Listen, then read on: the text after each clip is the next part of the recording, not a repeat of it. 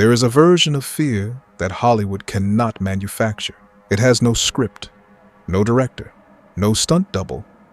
It is the kind of fear that settles into your chest like ice water, because you know, without any doubt, that what you are hearing actually happened to real people, in real places, that still exist today. What follows are 5 stories pulled from documented history, police records, and first-hand accounts. None of them have been fully explained. All of them will stay with you. You have been warned. In March of 1922, deep in the Bavarian countryside of Germany, there was a small, isolated farmstead called Hinterkaifeck. It was home to the Gruber family, Andreas, his wife Cecilia, their widowed daughter Victoria, her 2 children, and their new maid, Maria Baumgartner. She had only arrived the day before. The farm sat alone, miles from the nearest village, no neighbors within earshot. And something had already been wrong for weeks. Weeks before the murders, Andreas Gruber had told neighbors something deeply unsettling. He had found footprints in the snow, leading from the forest directly to the farm, and none leading back out. Someone had walked into Hinterkaifeck from the dark tree line and simply stayed. He also told them he had heard footsteps in the attic at night. He had found a strange newspaper in the house that no one had purchased. A door key had gone missing with no explanation. His previous maid had quit, fled the property, claiming the farmhouse was haunted. Andreas told no one in authority. He told no police. He was a proud man. He investigated the attic himself. He found nothing. On the night of March 31st, 1922, all 6 members of the Hinterkaifeck household were lured one by one into the barn. Each one was killed with a mattock, a heavy farming tool, somewhere between a pickaxe and a hoe. First Andreas, then his wife, then Victoria and the 2 children. The new maid, Maria, was killed inside the house. She never made it to the barn. The youngest victim was a 2-year-old child. After committing 6 murders, the killer did not run. The neighbors discovered the bodies 4 days later. When they arrived, they found something that made their blood run cold. The cattle had been fed. Fresh food had been cooked in the kitchen. Someone had slept in the beds. The killer had lived on the farm, among the bodies, for 4 full days. The case was investigated. Over 100 suspects were questioned, but the killer of Hinterkaifeck was never found, never identified, never named, never brought to justice. To this day, it remains one of the most disturbing, unsolved mass murders in European history. What is known is this: someone lived in that attic for days, possibly weeks, before the murders, eating, sleeping, watching the family below go about their lives, waiting for the right moment. And when that moment came, no one on that isolated farm had anywhere to run. It was Christmas Eve, 1945. The Sauter family home in Fayetteville, West Virginia, was warm with holiday celebration. George and Jenny Sauter had 9 children. And that night, the house was full of noise, laughter, and life. The children had begged to stay up late. George told them yes.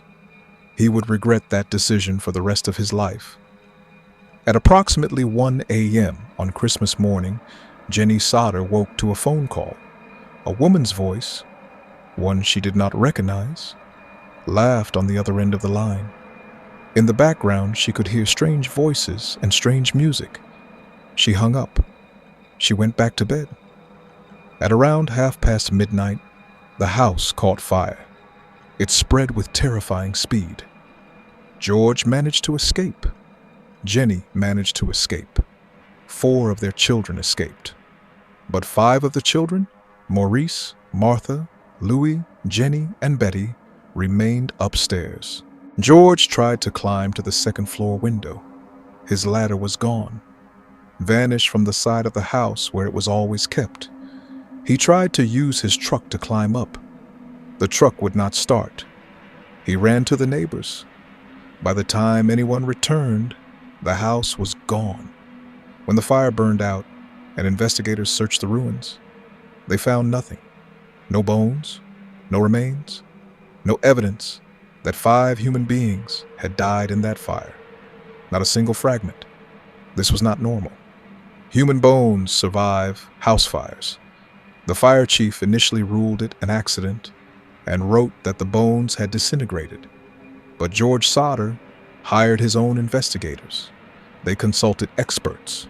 The fire, they said, did not burn nearly hot enough or long enough to destroy bone completely. The phone lines had been cut deliberately before the fire started. The ladder that had always leaned against the side of the house had been moved. The truck that always started without issue had been tampered with. Someone had made sure that family could not escape and could not call for help. For the next 24 years, George and Jenny Sauter refused to believe their children were dead. They erected a billboard on the highway outside their home, a large sign bearing the faces of the 5 missing children and the words, "What happened to our children?" It stayed there for years. In 1967, 22 years after the fire, Jenny Sauter received a photograph in the mail. No return address, no explanation. The photograph showed a young man who bore a striking resemblance to her son Louis. On the back were the words, "Louis Sauter. I love Brother Frankie, El Rosso, New York City." No one ever identified who sent it.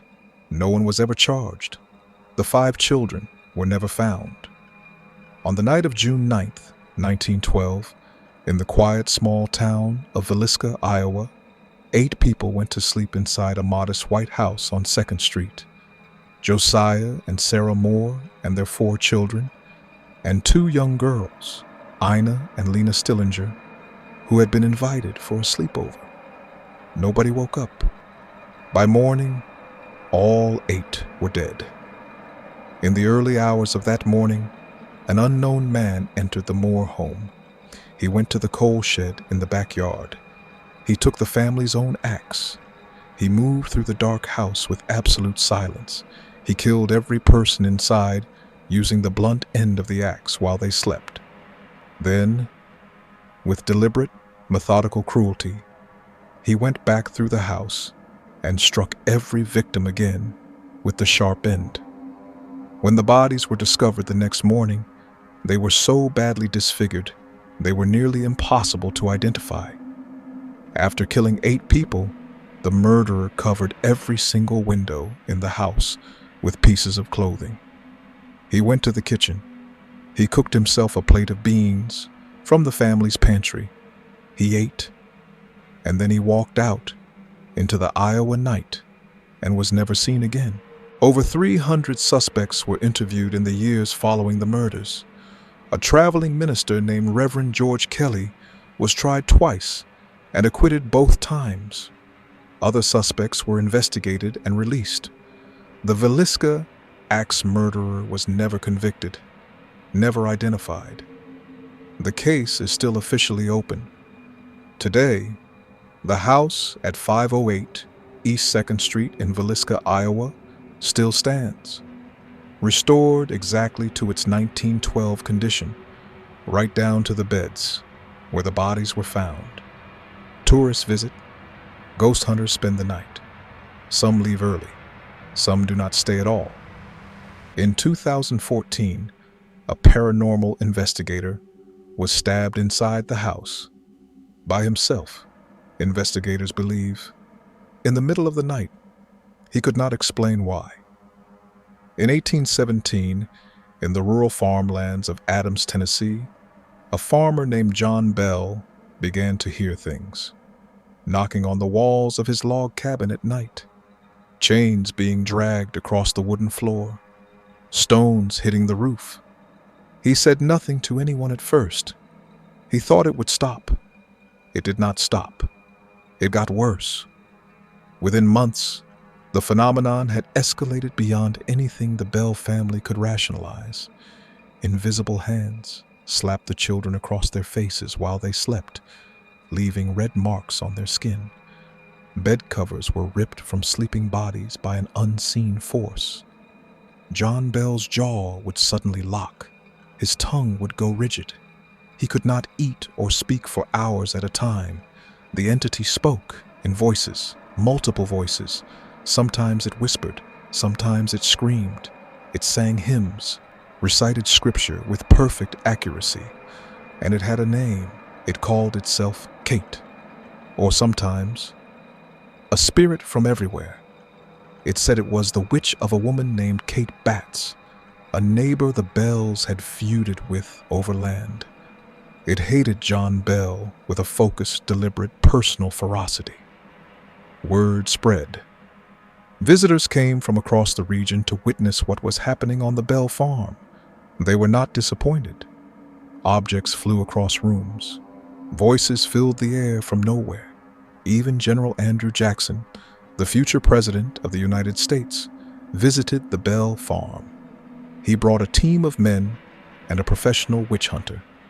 What happened that night is documented in Jackson's own words.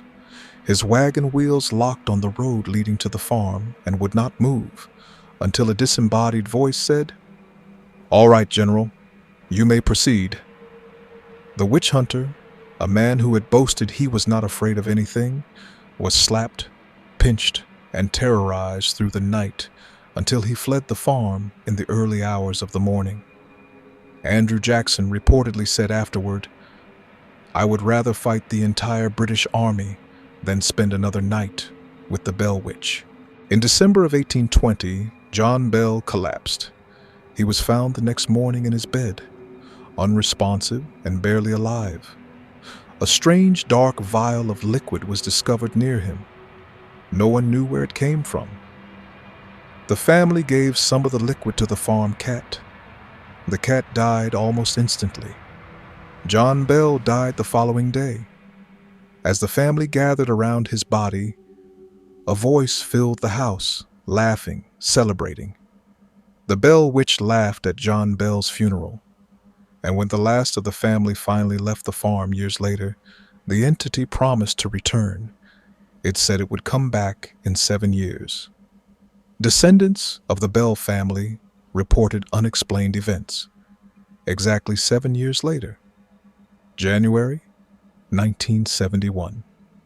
Roger and Carolyn Perrin drove their 5 daughters, Andrea, Nancy, Christine, Cindy, and April, toward a 200-year-old farmhouse in Harrisville, Rhode Island.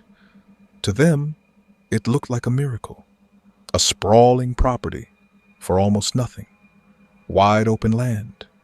Room for a family to breathe. Roger had worked hard for this. He was proud.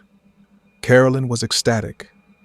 The girls pressed their faces against the car windows and stared at the house as it came into view through the winter trees. None of them could have known that the house had been waiting for them. The house had stood since the 1700s. 8 generations of families had lived and died within its walls. And the word "died" is not used loosely here. The property had witnessed murders, suicides, and the disappearances of children.